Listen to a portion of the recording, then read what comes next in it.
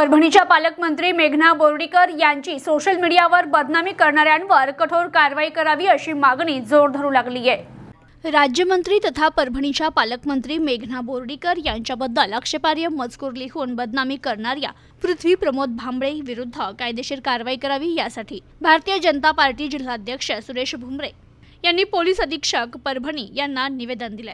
जिंतूर तालुक्याचा रहिवासी पृथ्वी भांबळे याने विष्णू नागरे नावाने सोशल मीडियावर फेक अकाउंट उघडून पालकमंत्री मेघना बोर्डीकर साकोरे यांच्यावर आक्षेपार्ह मजकूर लिहिला।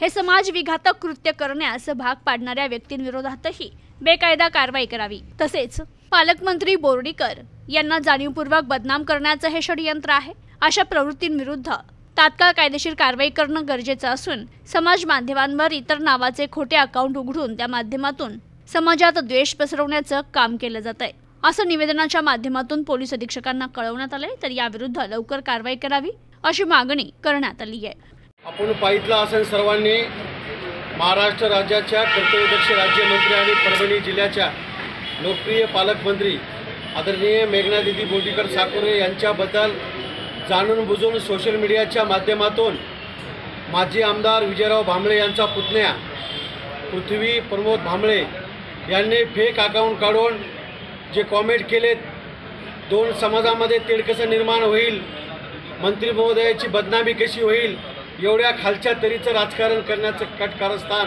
हे माजी आमदार करीत आहेत, त्यांचे पुतणे करीत आहेत। त्यांच्या विरोधामध्ये आम्ही आज ॲडिशनल SP साहेबांची भेट घेऊन त्यांच्या माध्यमातून महाराष्ट्राचे कर्तव्यदक्ष मुख्यमंत्री आणि महाराष्ट्राचे गृहमंत्री आदरणीय देवेंद्रजी फडणवीस साहेबांना SP साहेबांमार्फत निवेदन दिलेलं आहे। कठोरातली कठोर कारवाई करावी। कालच रात्री त्यांना अटक पण झालेली आहे।